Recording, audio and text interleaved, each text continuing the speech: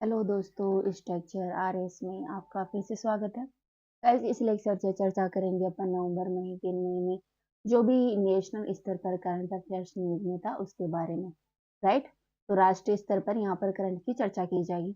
सबसे पहले उन लोगों के बारे में चर्चा करेंगे जो न्यूज में थे। राइट।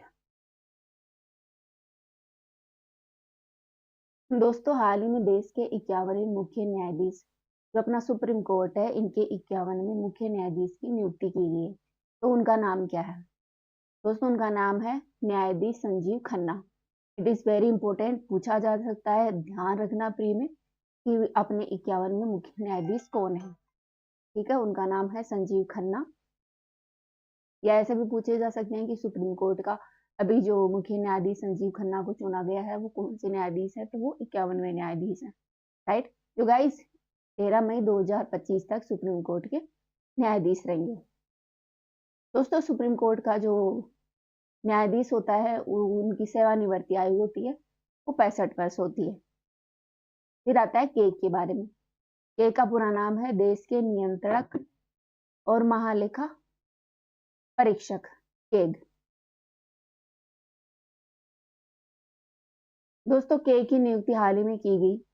केग है जो वर्तमान में थे गिरीश चंद्र मुर्मू, उनके स्थान पर वर्तमान केग है वो के संजीव मूर्ति को चुना गया है। किनको?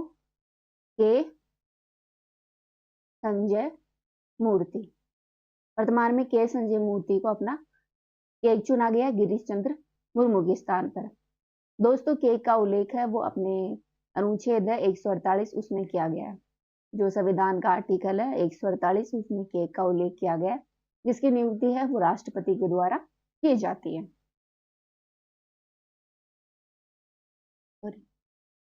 फिर आता है नालसा के बारे में। दोस्तों, हाल ही में नालसा की जो कार्यकारी अध्यक्ष है, साथ ही जो अध्यक्ष है उनका चुनाव किया गया।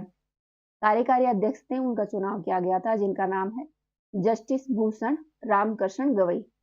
राइट। वह इनके अध्यक्ष चुने गए हैं GS BR गवई। अर्थात ये सेम रिपीट हो गया है यहाँ पर। BR गवई भूषण रामकृष्ण गवई हैं इसके अध्यक्ष चुने गए हैं।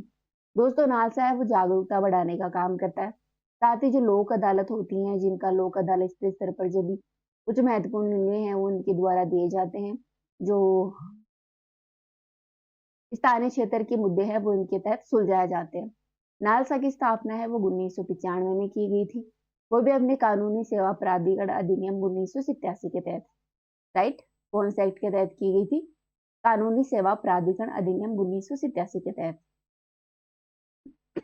सॉरी दोस्तों, यह राज्य विधिक सेवा प्राधिकरणों और गैर लाभकारी संगठन होती है उनको विधिक सहायता प्रोवाइड करवाता है। साथ ही इसके पहलों के माध्यम से जो विभिन्न कार्य करता है और जो लोक अदालतें वगैरह होती है उनके लिए धन मुहैया करवाता है। साथ ही अनुदान वितरण भी करता है ताकि लोक अदालत है वो अपना आसानी से कार्य कर सके। ये झारखंड और महाराष्ट्र विधानसभा चुनाव के बारे में। दोस्तों, 20 नवंबर के आसपास झारखंड और महाराष्ट्र विधानसभा चुनाव हुए थे, जिसमें महाराष्ट्र में कुल 288 सीटें हैं। गाइस, यहाँ पर जो मुख्यमंत्री बने हैं वो देवेंद्र फडणवीस बने हैं, जो कि तीसरी बार महाराष्ट्र के CM चुने गए हैं। राइट। वे झारखंड की बात करें तो झारखंड में टोटल 81 विधानसभा सीटें हैं। यहाँ पर मुख्यमंत्री बने हैं हेमंत सोरेन, जो कि चौथी बार झारखंड के CM चुने गए हैं।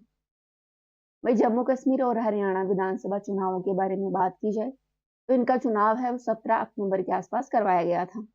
राइट। गाइस, हरियाणा में तीसरी बार भाजपा की सरकार बनी है।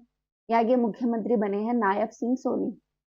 कौन बने हैं? नायब सिंह सोनी, जो कि दूसरी बार चुने गए हैं। वही राज्यपाल यहाँ के बंगारू दत्तात्रेय है। वही जम्मू कश्मीर में मुख्यमंत्री बने हैं अमर अब्दुल्ला। यहाँ पर सुरेंद्र चौधरी है, उनको उप मुख्यमंत्री चुना गया है। तो जम्मू कश्मीर का ध्यान रखना, यहाँ के CM चुने गए हैं अमर अब्दुल्ला को। राइट।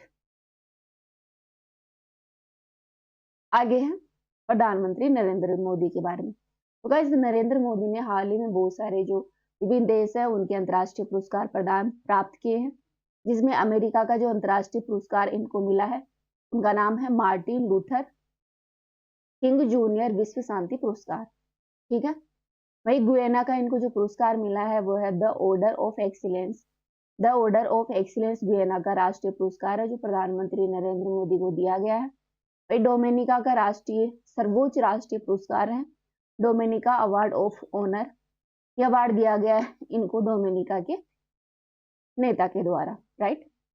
वहीं बार बोडोस का जो सर्वोच्च अवार्ड है ऑनर री ऑर्डर ऑफ फ्रीडम ऑफ बारबोडस, यह अवार्ड है वो भी प्रधानमंत्री मोदी को मिला है।